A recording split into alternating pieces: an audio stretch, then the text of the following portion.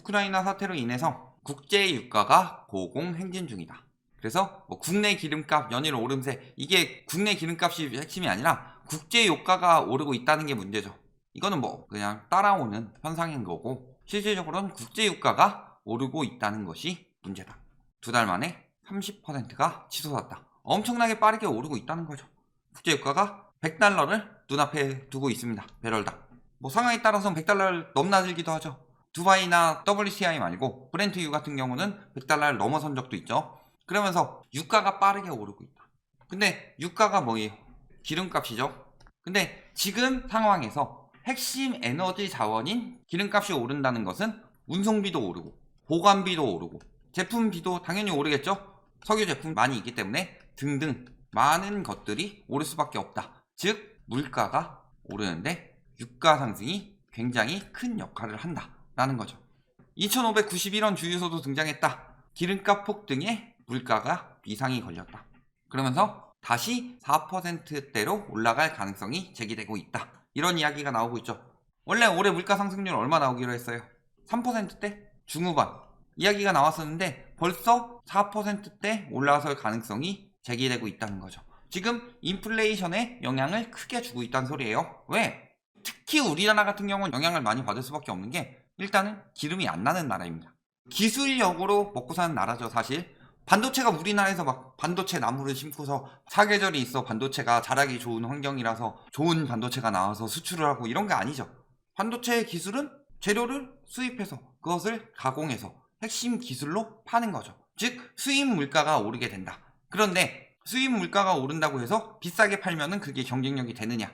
그렇다는 것은 마진이 줄어든다는 이야기죠. 그래서 지금 보면은 환율이 올라가고 수입 물가가 올라가고 이런 상황으로 인해서 무역 적자가 나고 있죠.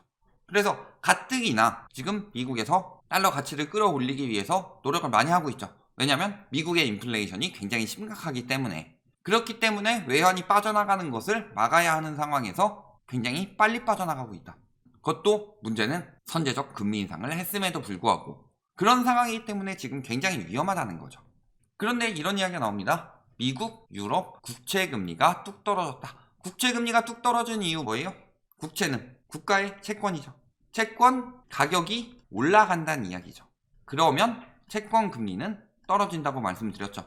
예를 들어 100달러짜리 채권인데 얘가 10년 만기다. 10년 후에 120달러로 주겠다 라고 하면은 연 채권 금리 2%죠. 왜냐면 10년 뒤에 120달러로 받는 거니까. 그런데 채권 가격이 200달러로 올랐어요. 사람들이 많이 몰려서. 그러면 요 20달러 추가되는 건 똑같죠?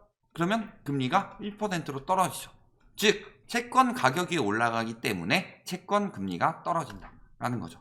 채권 금리가 떨어지는 이유는 그럼 채권 가격이 올라갔기 때문인데, 채권 가격이 올라가는 이유는 채권으로 사람들이 몰리고 있다. 이런 이야기죠. 우리나라 같은 경우야 부동산이 짱, 그 다음에 이제 주식, 그 다음에 최근에 치고 올라온 코인, 이런 이야기 나오고 있는데, 원래 전통적으로 외국에서는 자산이 어떻게 형성이 돼요? 물론 코인은 외국 같은 경우도 지금도 많이 올라왔겠지만 실질적으로는 주식과 채권이 주요 투자 자산이죠. 그랬을 때 주식은 대표적인 위험 자산으로 꼽히고 채권은 대표적인 안전 자산으로 꼽히면서 경기가 힘들어지고 금리가 올라간다. 이럴 경우 채권으로 몰리죠. 그리고 경기가 엄청 좋아져서 자산 변동이 심하고 돈이 많이 풀리고 금리가 떨어진다. 이럴 경우 주식으로 몰리죠. 즉 채권 가격이 올라간다는 건 굉장히 안전자산 선호 현상이 높아졌다는 소리예요. 즉 국채 금리가 떨어졌다. 물론 채권 금리가 떨어지게 되면 시중금리가 떨어질 수가 있죠. 이로 인해서 위험 자산으로 몰리느냐, 그렇게 볼 상황은 아니라는 거죠. 그래서 채권 금리는 시중금리에 영향을 주지만 실질적으로 위험 자산에 몰리도록 만드는 것은 채권 금리가 떨어졌는데 채권 금리를 올리는 방법이 있죠. 기준금리 인상. 왜냐하면 지금은 인플레이션이 심각해서 금리를 높여서 돈을 회수를 해야 되는 상황인데, 채권금리가 떨어져서 시중금리가 떨어진다 라고 한다면 기준금리 인상을 더 가속화시켜야 되는 상황이죠. 그런데 장기적으로 하방 압력을 받는다 라고 생각하는 것은 기준금리가 올라가게 되면서, 자, 예전에 글로벌 금융위기 이야기할 때 그린스펀의 수수께끼라고 말씀드렸던 거 기억나시나요?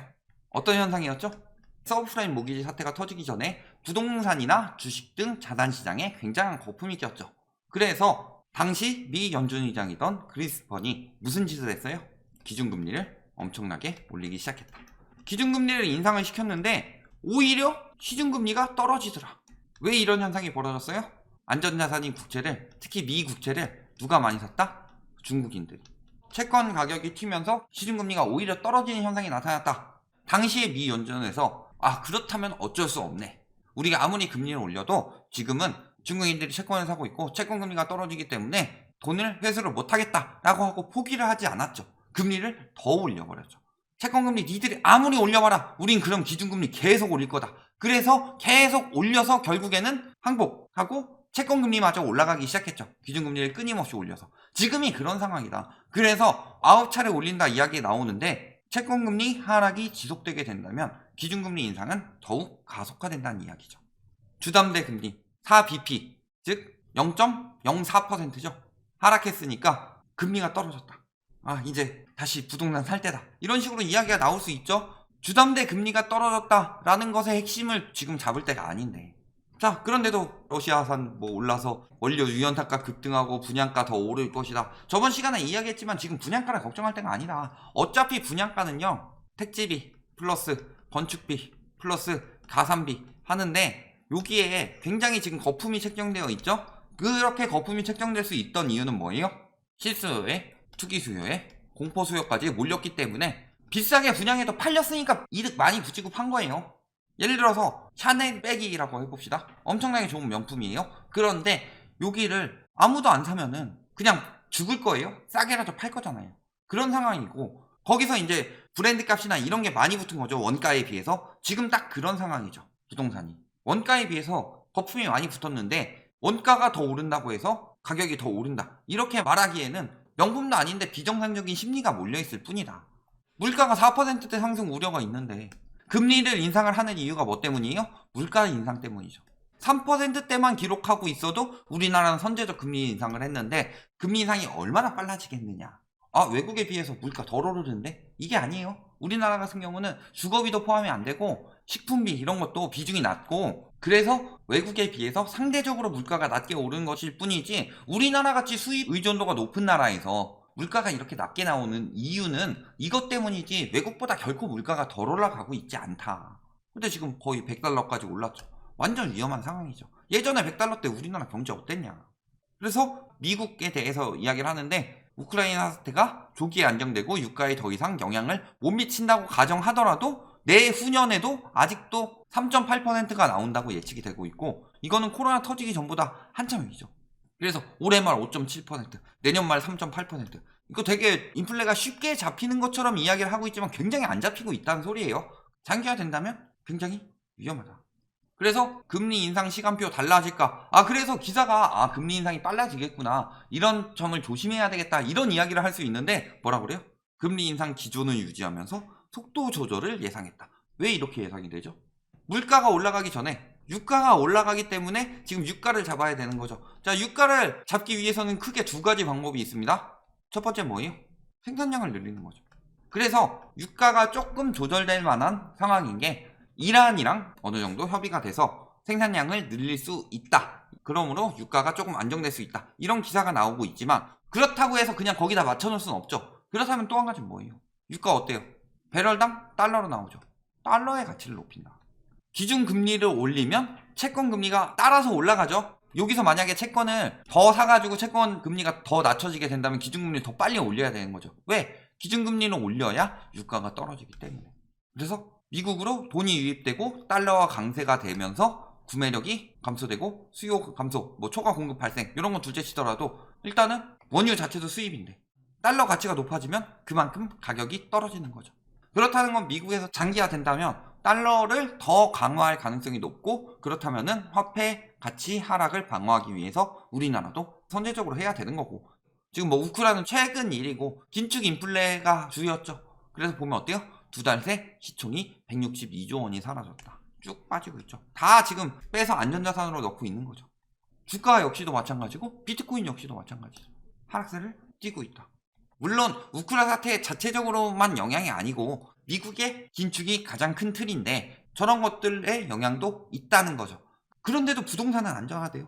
오히려 증시보다 더 위험 자산이 부동산이에요. 실물이라서 안전자산이다라고 우기는 인간들은 사전 뒤져서 안전자산의 정의부터 확인해 보시고 코인이나 부동산이 언제부터 안전자산이었냐. 위험자산이지. 거기다 황금성이 떨어질수록 더더욱 위험자산이죠.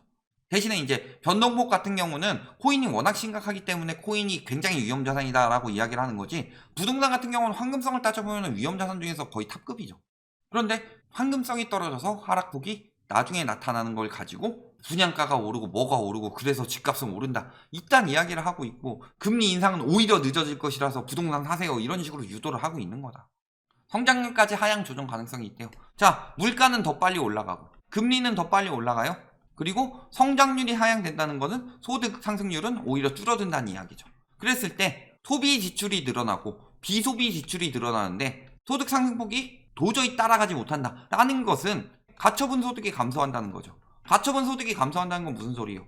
저축이 감소하는 정도가 아니라 지금 안전자산으로 돈이 몰리고 있어서 저축이 늘어나는 것처럼 보이지, 그 서민이라는 사람들 보면은 겨우겨우 근근히 먹고 사는 사람들이 대부분이죠. 그 사람들의 지금 생활 수준이 나아지고 있냐. 그런데 부동산의 주체는 누구예요? 아무리 투기 수요들이 날뛰더라도 결국엔 실수요들이 받아줘야 되죠. 그렇다는 건 그 받아줄 수 있는 실수요들의 여력이 떨어지는데 어떻게 부동산 가격이 더 오를 수 있다고 하냐. 그래서 황금성이 높은 것들은 먼저 반응을 하는 거고, 부동산 같이 황금성이 떨어져서 반응이 늦은 것들은 천천히 나타나고 있는 거다. 이렇게 보시는 게 맞죠. 금리 인상 방정식 하면서 4월에서 올리기보다 5월에 추가 인상을 단행, 계속 이런 이야기를 하고 있다. 왜 증권사에서 이야기를 해요? 증권사에서는 당연히 금리 빨리 오른다고 하면 주식에 악영향이니까 천천히 오른다고 하겠죠. 결론, 우크라이나 사태로 인해서 특히 유가가 반응 많이 하죠. 원자재 가격 올라가고, 그러면서 이게 미치는 게 물가 상승을 지금 가속화시킨다는 거죠. 그랬을 때 물가 상승을 가속화시키는 걸 잡기 위해선 뭘 해야 돼요? 금리 인상 단행해야 되죠. 여기에 안전자산 선호 현상이 더 빨리 늘어나고 있어요. 그래서 채권 가격이 올라가면서 금리가 떨어지고 있죠. 이로 인해서 금리 인상을 더욱 가속화시켜야 되는 상황이죠. 이런데도 코로나 터졌을 때 금리 천천히 올렸으니까 이것도 악재니까 금리 천천히 올릴 것이다, 이런 말에 넘어가면 안 된다. 지금 이게 장기화되면은 금리 인상 역시도 장기화될 수밖에 없다. 미국의 긴축 이야기가 나오면서 아직 시작도 안 했는데 벌써부터 주식 빠지고 코인 빠지고 한참 빠졌죠. 그런데 본격적으로 시작되면 어떤 사태가 일어날까요?